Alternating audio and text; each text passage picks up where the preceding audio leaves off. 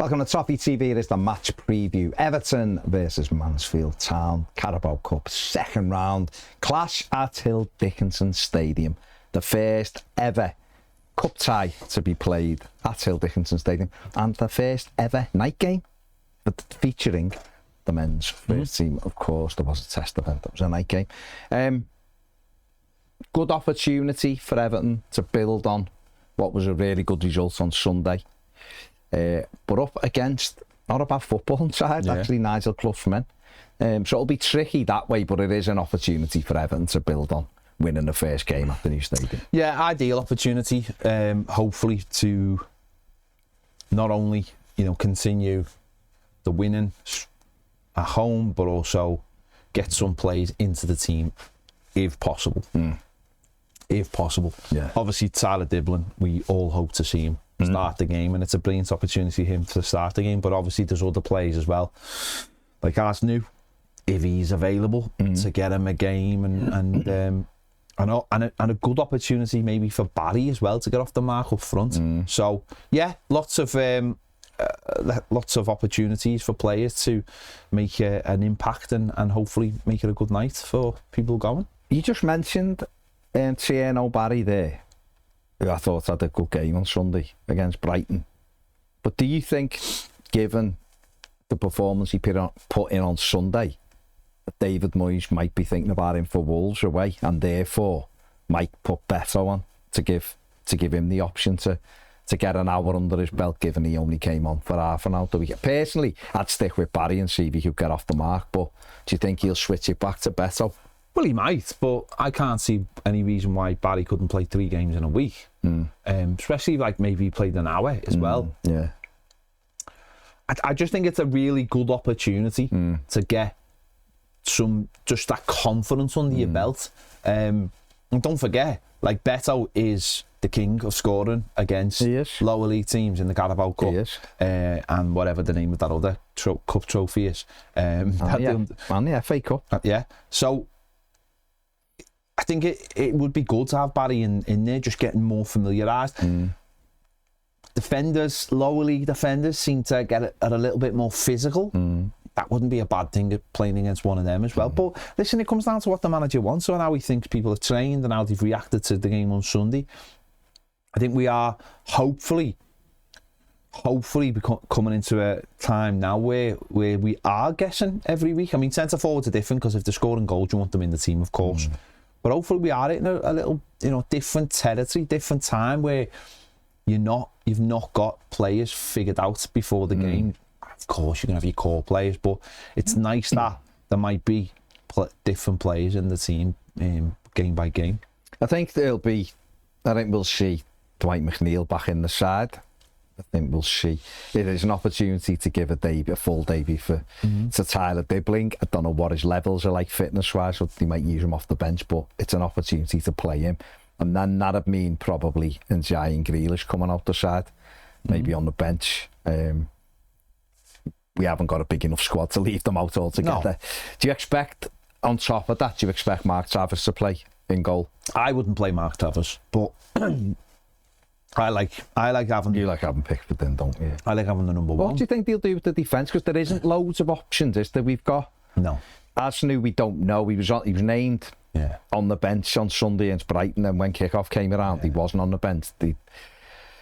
We still haven't had any sort of update with him. We don't know whether he's felt something in a warm-up or whether he felt unwell or whatever, but he wasn't on the bench, so it'd be great if he's available, and I think he will play. But what else can he really do? It could only really be maybe Seamus if he's fully fit. And then what you do, you take Tarkowski and put O'Brien next to him, because we don't have another centre-back we can put in, do we? So I suppose piecing it together, will the manager really want a different goalie and different players? But I think the other side of that is if you mark Travers, this will be a game you'd expect to play in. Yeah, I mean, listen, I don't know what assurances he's been given when he signed. He's in the Ireland squad, so it will be a good time for him to play. If he plays, he plays. I just like at the continuity of having Pickford in the team. I think it gives just that assurance behind you, so there's not too many changes, and I think there will be changes. I could see Jake and Michael Keane playing at centre back. Yeah. But listen, I mean, whatever it is, it is. The Premier League players say this every year. The Premier League players, they should have enough to be able to get past their League One side. They should have anyway. I'm not disrespecting. You never count the chickens. No, you're not disrespecting them at all, but they should have enough. Certainly if we've got obviously good attacking players. And I think the other thing is, well, when you look at it, because you can make a case for sort of like 8 or 9 changes with Wolves coming up as well, but it is, you do lose that continuity, and then you're back to almost when we played like Accrington, and it was like last year's players and stuff, and it was a bit stale, because obviously Charlie Alcaraz will come in. Because obviously he's in and out the team anyway, so he needs games. It's a good opportunity to give Harrison Armstrong 60, 70 minutes maybe. He may well go off on loan over the next few days, but good to see him in an Everton shirt again, getting some more minutes under his belt. I imagine Idrissa Gana Gueye will drop out. If Asney's fit, then it means James Garner can go and play back in midfield. Because I was just going to mention Tim Iroegbunam then, but he left the field. Don't know if he's fit or not, I don't know whether it was cramp or he just felt something or whatever. So it's a difficult doing these previews when the Carabao Cup, because they don't have to do a press conference. And the club aren't great at putting squad information out. The manager might not want it to go out, so that's fine. But so we're having to guess a little bit just because of players leaving the pitch with injury. Like in Jai, you know, he limped off, but then he was back on and walking around, so you just think maybe he just had... And he was in flip-flops as well. Yeah, and just looked chilled, sliders, looking chilled, so... I'd expect him and Grealish probably on the bench just in case to be difference makers, but it might be a case of how many the manager's got fully fit for this one. You know? But then the manager might see this as another game to get them fitter, you know, and build. You know, if players are playing an hour and other players are playing half an hour, it's a great opportunity on that pitch or to get the home comfort. Would you play basically full strength then? I wouldn't go full for an strength. hour. I wouldn't go full strength. I can't say what I'm going to do because I've put it in my starting 11. Okay, and that would ruin it. But there are some players that you know I'd pick either Grealish or Njai. I'd pick one of them, and with Diblin on the other side, I think that gives you a really exciting balance. And then you can James Garner is like the holding midfielder to sit. And then they can almost have like 2 number 8s ahead of him then. Depending who you want. Could be Dwight, could be Dwight in there with Carlos Alcaraz, or it could be Shrewsbury Hall, or it could be Harrison Armstrong. Got options. There are options, and Tim would be probably playing, but he went off the pitch, didn't he? He was injured, so there are a few more options, and let's hope by the time we're sitting for the games after the international break, we're talking about even more players that we've got available to us. Even more options. These are on a good run. Had a good win at the weekend, Victorian 4-1 at the weekend. Will Evans started the season quite well up front for them. They play, or they have been playing, so it's like 4-2-3-1, so quite similar to what we've been doing really. And Nigel Clough, teams are generally decent football side. Remember that Burton, they were a good team, and he's had others done really well. Sheffield United years ago, and he's a good sort of manager at lower league, isn't it? He gets his teams playing nice football, so it's not going to be an easy game by any stretch of the imagination. They are in a good run. Great opportunity for Mansfield Town fans, I think they're bringing 6,000, I think someone said, to come and experience Hill Dickinson Stadium, and a brilliant opportunity for their players to play in front of should be over 50,000 people. And I suppose that's the thing, isn't it? That's the 5,000 whatever to come.